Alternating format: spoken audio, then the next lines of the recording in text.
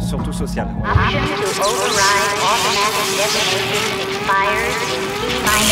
On a organisé des forums, on a fait celui sur les médias, sur le juridique, sur le social.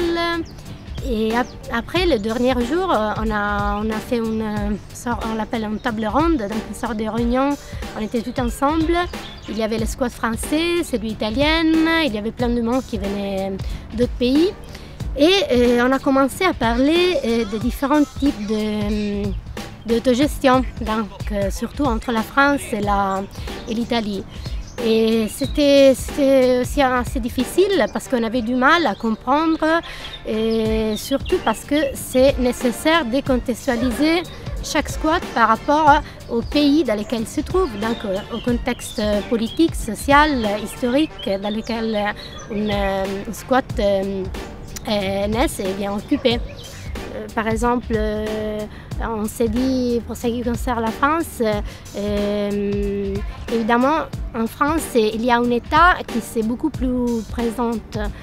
Ça veut dire qu'il est présent soit dans les biens, soit dans les mal, soit dans les mauvais côtés. Donc au niveau des aides sociales, de welfare state, mais il est en même temps un peu plus présent sur le côté des répressions.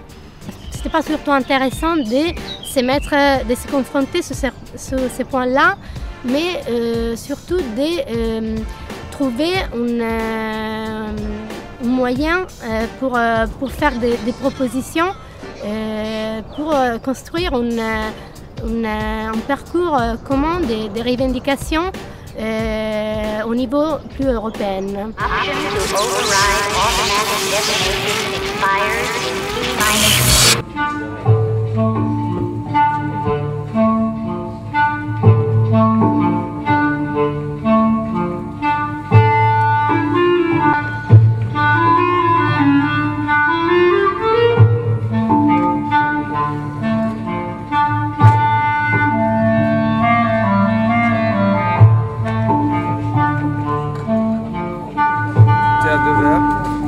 À Paris et on vient présenter une performance, une installation expérimentale un peu, que ça se trouve juste là.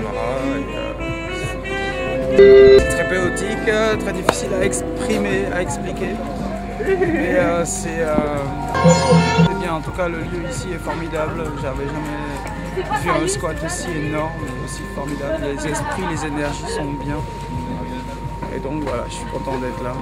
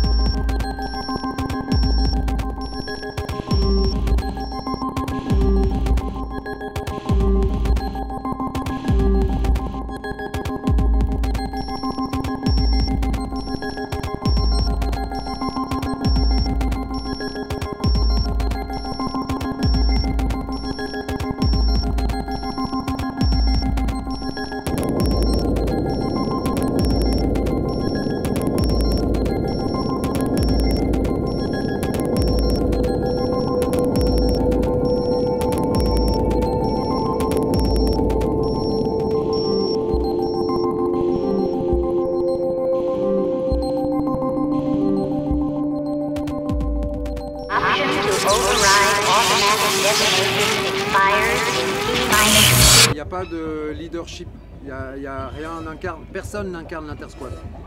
C'est l'intersquat et l'intersquat à partir du moment où il y a 3 personnes pour en parler, basta. Et le principe fondateur, oui, c'est de la reconnaissance de l'individu, de sa personnalité, de la personnalité d'un groupe, de comment on peut construire à partir de la culture, de l'art, des ponts, des passages de l'étrange pour créer de nouvelles perspectives sociales, culturelles, artistiques, sanitaires, de l'enseignement, de l'éducation. On peut se réapproprier. On est capable de squatter les immeubles, on est aussi capable de squatter les idées, les principes, les formes, l'agir.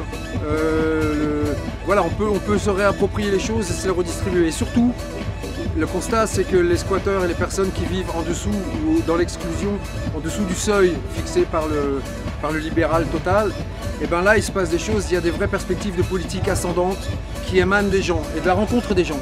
Et le truc fantastique qui se passe là, qui s'est déjà passé à Bruxelles et à Paris, c'est que des gens se rencontrent et construisent des petites choses. Et c'est davantage les petites choses qu'on fait qui ont de l'importance pour les personnes. Et il y a une très forte capacité, quand on a construit des lieux, quand on est comme ici à Forte-Prenestine ou à la Petite Roquette ou au Samplon, de se dire, ça part de 2-3 personnes qui se disent, on aurait dit que. Faisons une petite histoire. Facciamo una storietta.